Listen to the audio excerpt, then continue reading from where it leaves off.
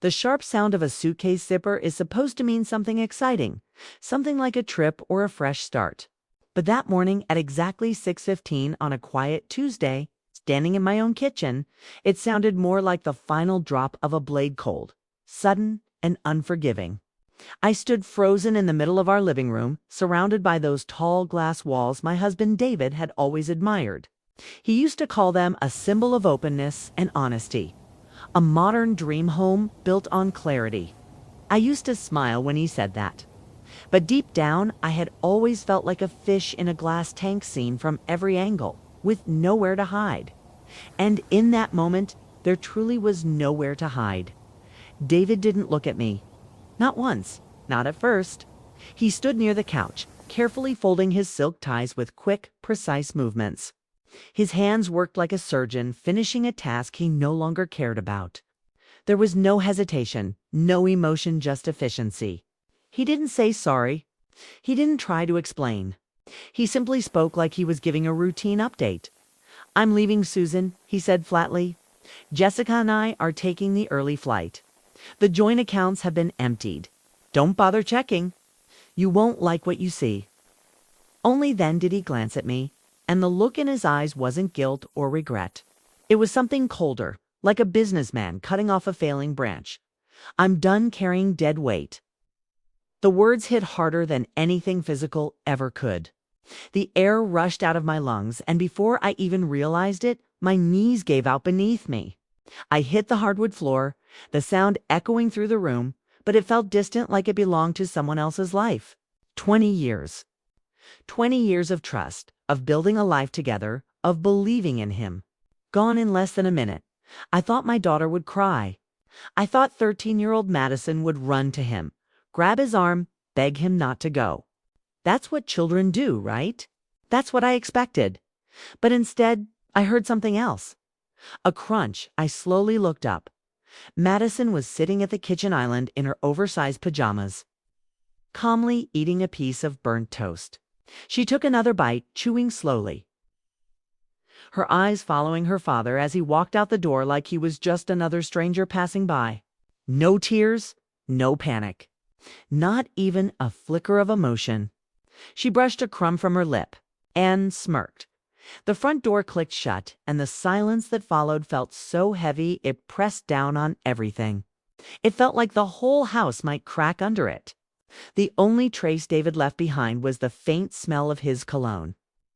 Something expensive and woody that used to make me feel safe. Now it only made my stomach turn. I didn't chase him. I couldn't. My body refused to move. I just sat there on the floor, surrounded by something I couldn't even see, but I could feel it everywhere. The wreckage of my life. Finally, I reached for my phone. My hands were shaking so badly I dropped it twice before I could unlock it. When I opened the banking app, the loading circles spun slowly, almost like it was mocking me, dragging out the moment.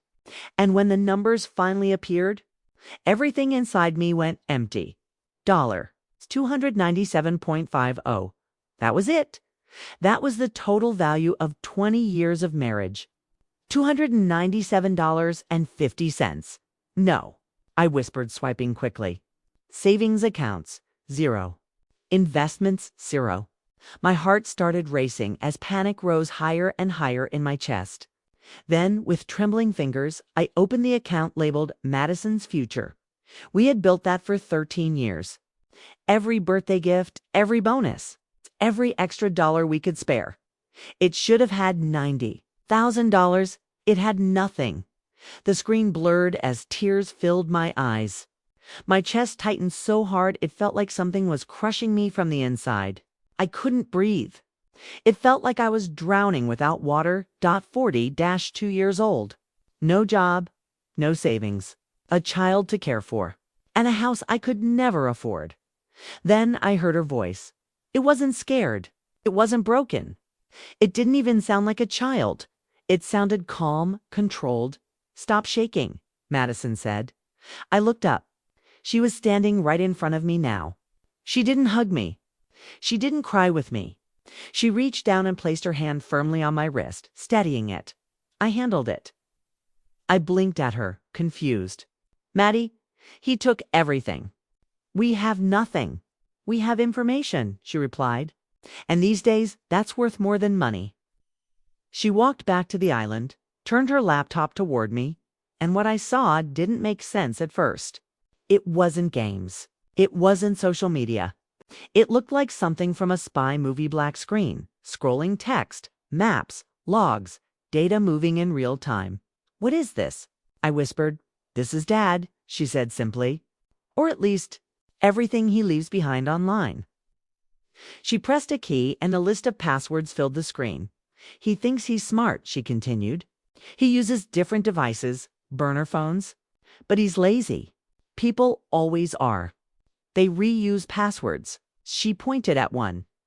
Titanium 80. That's his Netflix password. It's also his email password.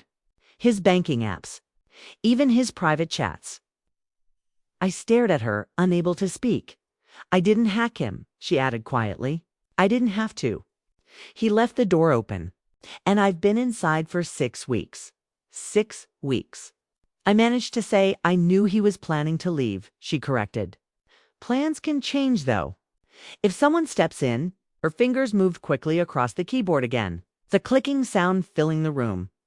Wipe your face, Mom, she said. We have work to do. I slowly stood up, my body stiff, like I was moving through water. I went to the sink, splashed cold water on my face, and looked at my reflection. I didn't recognize that woman. She looked weak, afraid, like someone who had always depended on someone else to survive. And the truth hit my head. For 20 years, David handled everything. Money, plans, decisions. I had convinced myself I wasn't good with numbers. That I didn't need to understand at all. You focus on your art, he used to say. Leave the rest to me. And I believed him. I gave up opportunities. I made myself smaller so he could feel bigger. But now, standing there, I saw what that cost. Madison sat behind me, her face glowing in the light of the screen, her eyes moving fast as she read lines of data I couldn't even begin to understand. She looked tired. Dark circles under her eyes I had ignored for weeks. Maddie, I said softly, why didn't you tell me?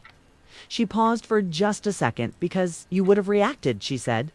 You would have confronted him. Then he would have known. He would have covered his tracks. She turned to look at me, and the expression in her eyes didn't belong to a child. It belonged to someone who had been carrying too much for too long. You can't catch someone if you warn them, she said quietly. You have to stay quiet until it's time. My heart broke in a way I didn't know was possible.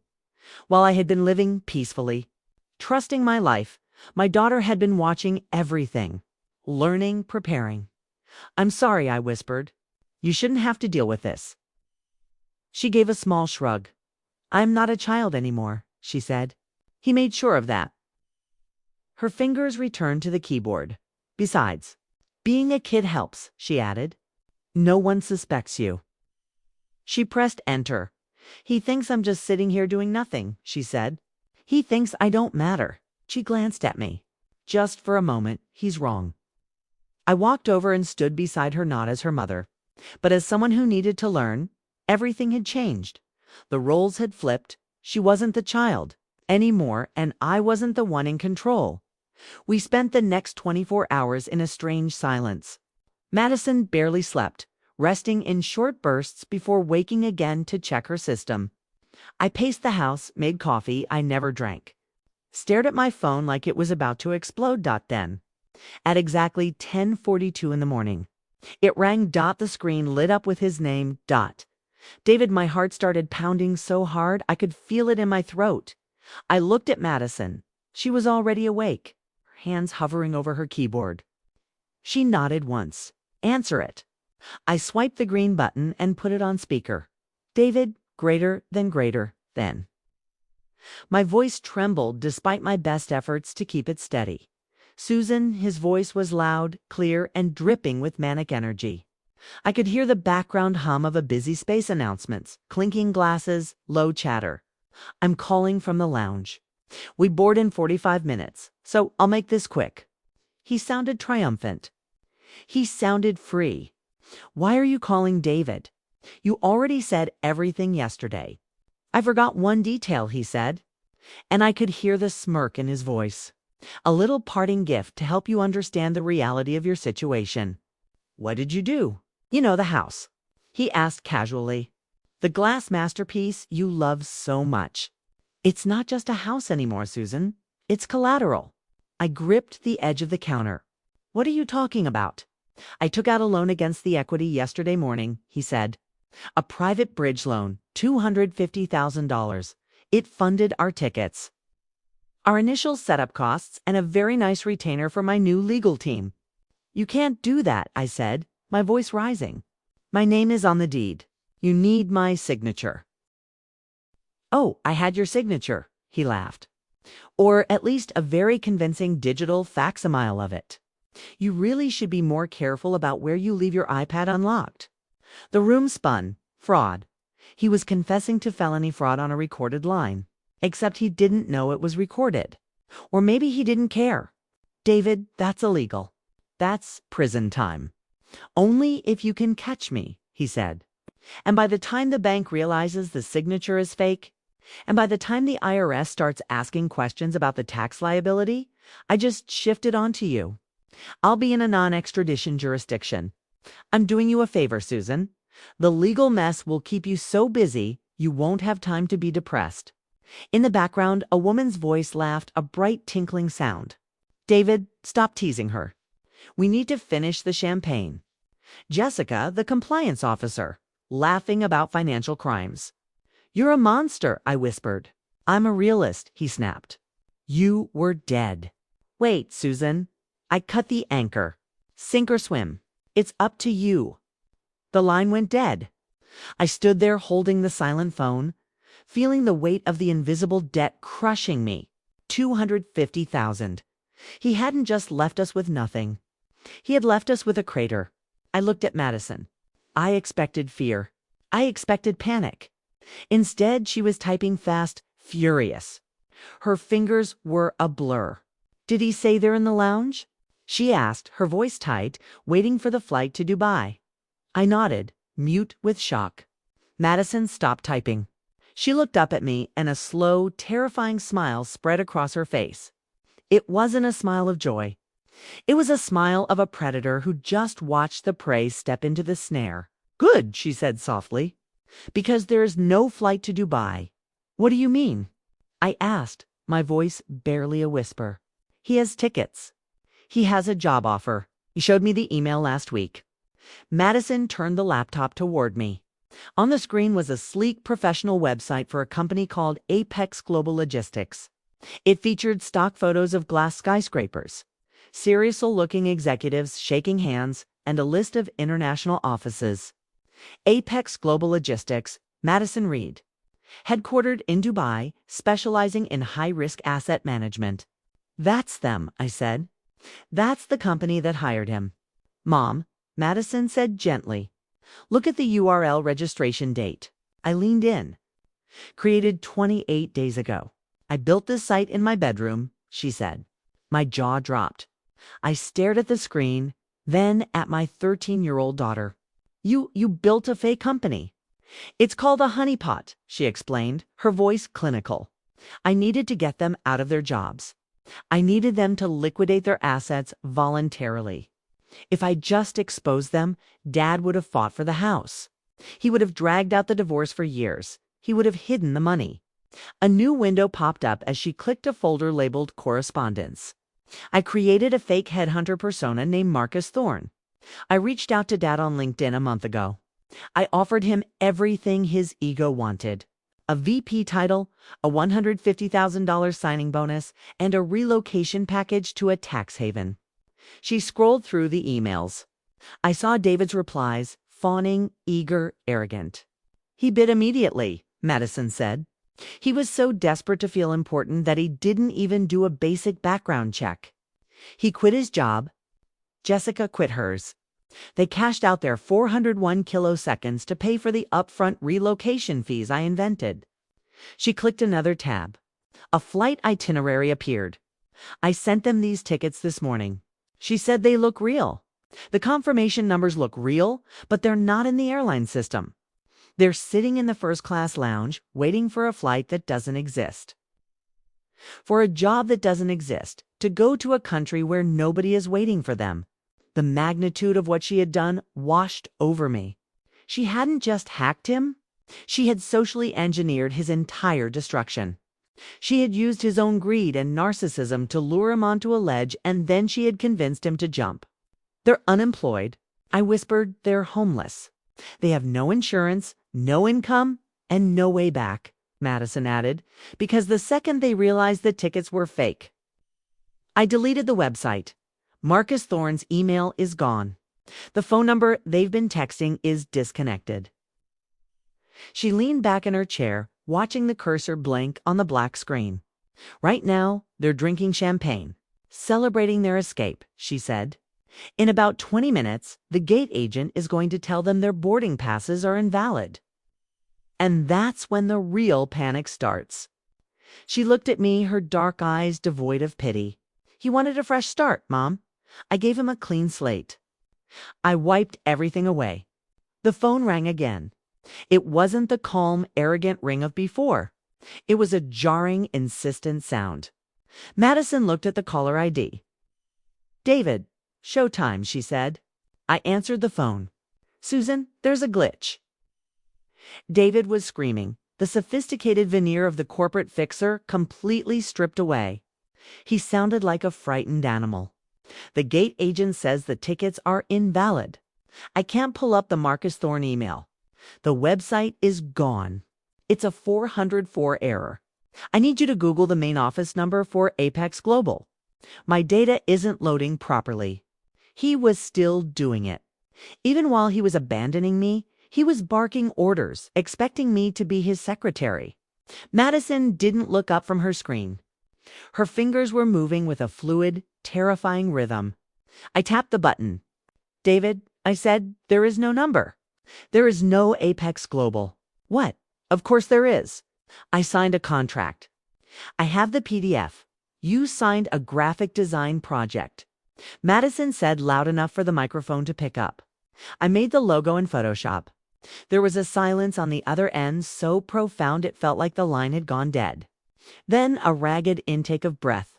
Madison, hi Dad, she said, her voice flat. Enjoying the lounge. I hear the shrimp cocktail is overpriced. You did this. His voice cracked. Do you have any idea what you've done? We quit our jobs. We liquidated everything. We have $200,000 in cash in a briefcase and nowhere to go. Actually, Madison said, tapping a key with a flourish. You might want to check your phone. I just pushed a little update to your location settings. What are you doing? Panic was rising in his voice again. I just pinged your GPS coordinates to the legal department at Jessica's firm. Madison said casually. And to the FBI's Financial Crimes Division. What?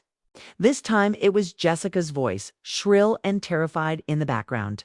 Why would you do that? Because of the embezzlement, Jessica. Madison said, I found your hidden ledger, the consulting fees you were skimming from client accounts. The $300,000 you stole to fund your new life. I have the logs. I have the IP addresses. I have everything. That's a lie, Jessica screamed. It's in your sent folder, Madison replied. Or it wasn't until I forwarded it to your compliance officer 5 seconds ago. I watched my daughter. She wasn't angry. She wasn't vindictive. She was simply executing a program. She had dismantled 2 adult lives without leaving her chair. Susan. David was begging now. The arrogance was gone, replaced by pure distilled desperation. Susan, please, you have to stop her. If the police come, if they find the cash. I'm your husband. I'm the father of your child. You were? I said, we can fix this, he pleaded. I'll come home. We'll put the money back. We'll say it was a misunderstanding. Just tell her to stop. Madison stopped typing. The room went silent. She picked up her tablet and slid it across the court's countertop, toward me. On the screen was an email draft. The subject line read, Evidence regarding fraudulent loan application and identity theft. David Miller. Attached were the logs of the digital forgery he had admitted to on the phone. the fake loan documents, and a recording of his confession from 5 minutes ago. The recipient was the fraud division at our bank. One button, send.